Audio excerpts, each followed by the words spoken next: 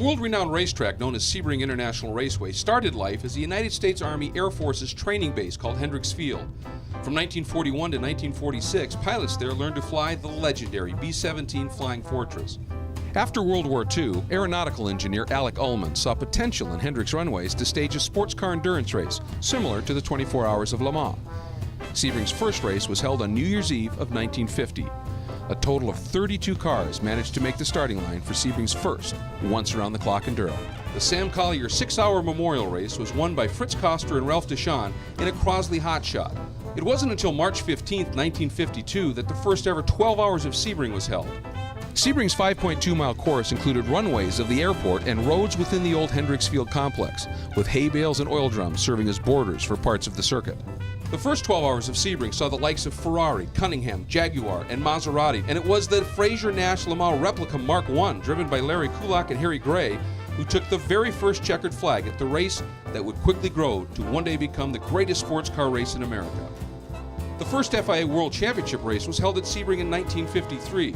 But it was the number 57 Cunningham C4R, built in Palm Beach, Florida, that won the second 12 Hours of Sebring. Phil Walters and John Fitch drove the car to the win. 1954 was the year of the first big Sebring upset, and was also Stirling Moss's first race in America. And the number 56 Oscar he and Bill Lloyd drove won after being spun out at what was then known as the Webster turn. His fight back to the front established Sebring's tradition of the overachieving underdog. Sebring 1955 was one of the most exciting in endurance racing history. An astonishing 80 cars were allowed on the grid.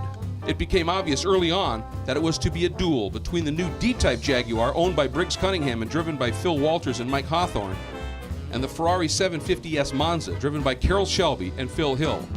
Those were the only cars that would lead the race, and they were never more than a minute apart for the entire 12 hours. When the checkered flag flew, it was Mike Hawthorne in the Jaguar who took the victory and was the first to win Le Mans and Sebring in the same year.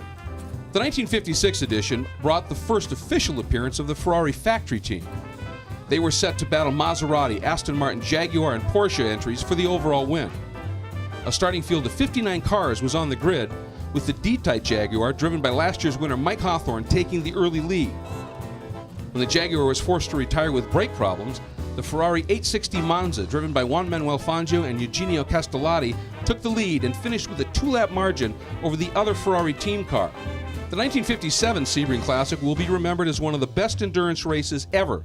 An incredible entry of European teams included Maserati, Ferrari, Jaguar, and Porsche. The star of the show, however, was the Chevrolet Corvette SS that made its competition debut. The experimental Corvette boasted many technical innovations. The 1956 winner Juan Manuel Fangio had moved to the Maserati team for the 1957 season, this time co-driving with Gene Behra. Fangio set the fastest race lap and claimed his second straight win at America's greatest sports car race. After Maserati captured the 1957 Sebring 12-hour, the factory Ferrari team was back in 1958 with 3 new 250 Testa Rosa entries. Jaguar, Aston Martin, Lotus, and Porsche were the strongest challengers to the Ferrari effort. The Ferrari, driven by Phil Hill and Peter Collins, took command on the 71st lap, and they led the remainder of the race. Ferrari was the big favorite in 1959, with Aston Martin and Porsche considered threats for the overall win. Although Aston Martin led briefly early in the race, the Ferrari team took command in the 3rd hour. The 250 Testarossa, driven by Dan Gurney and Chuck Dye, built a comfortable lead. They finished a lap ahead of the Ferrari, driven by Gene Behra and Cliff Allison. Ferrari had now won 3 of the last 4 Sebring 12-hour races. The 60th anniversary of the world's greatest sports car race is only a few weeks away. Ferrari, Porsche, Corvette, and Aston Martin are still battling for the top spot on the now 3.1-mile circuit, with newer additions such as Audi and BMW joining the fray. Be sure to catch all the Sebring history and race action when the America Le Mans Series, presented by Tequila Patron, and the World Endurance Championship come together at the 60th anniversary of the Mobil One 12 Hours of Sebring, presented by Fresh from Florida.